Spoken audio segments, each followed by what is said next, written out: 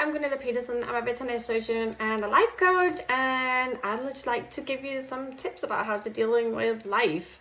So today I want to ask you, how good are you at delivering bad news? If you're in any medical profession, like I'm a veterinary surgeon, but anywhere really, you'll probably have to do this often, and it doesn't always get easier, no matter how many times you do it.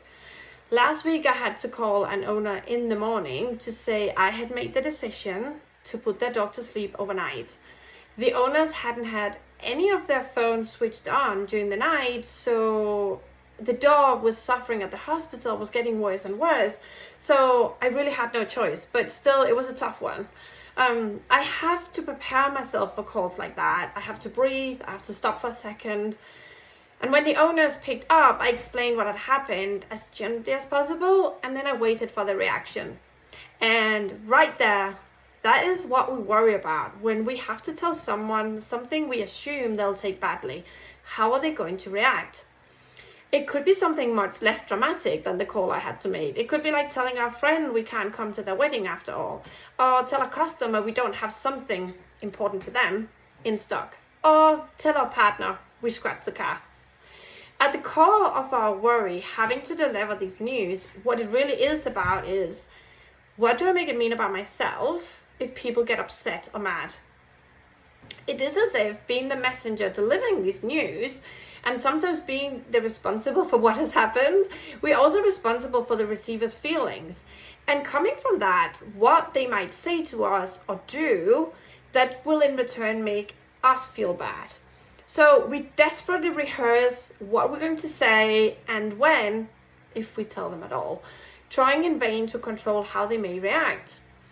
As you might know by now, if you follow me for a while, it is impossible to control other people's feelings. Their feelings will come from whatever their thoughts are, and as much as you might know the person you're about to deliver the bad news to, you can't know for sure what they're going to think about it.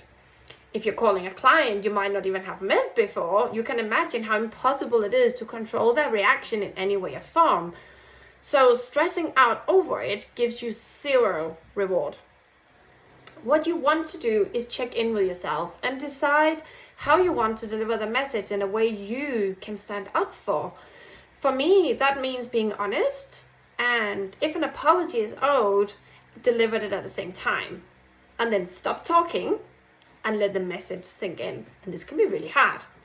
So don't try to control what the person at the other end may think about you, coming up with all the whys and blaming others. We just keep talking and digging a hole bigger for ourselves sometimes, don't we? And also decide ahead of time how you want to protect yourself if they blow up and get angry or upset at you. Realize that it really has less to do with you than with the upsetting news they just had given by you. You can decide beforehand what you'll do if they get abusive. Something like, I'm sorry you feel that way. I can see here that you're really upset. I'm going to give you some time to process it, and I'll call you later. I'll come back later, whatever the situation is. Decide what you want to think about yourself if you have messed up and they are likely to start blaming you. Are you ashamed because you failed at something? How can you feel that for a little while and know that it will go away, and that it's normal to feel like that when we fail? Not that I've scratched a car, so I wouldn't know how it feels to deliver that news to my partner.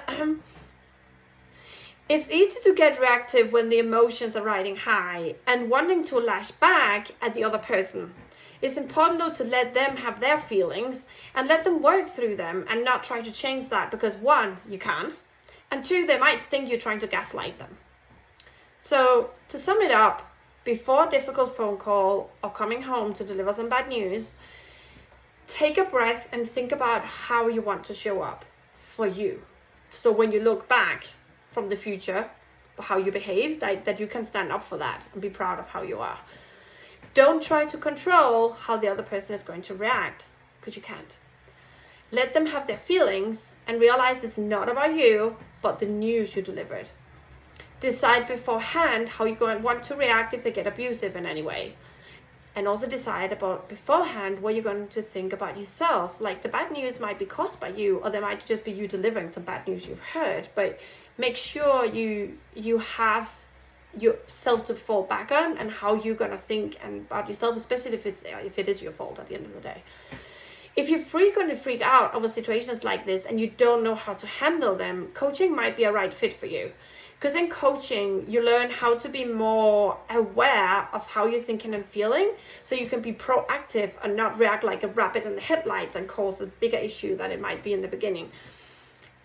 When you get coached frequently, you won't let other people's reactions affect you so much, because you'll be so much better at setting inner boundaries and accept people. They can just be who they are, and what they say doesn't mean anything about you as a person. So don't hesitate to reach out if you'd like a 60-minute free consult where we can look at this for you and decide how you can make some everlasting change to the way you deal with other people. I'm here for you.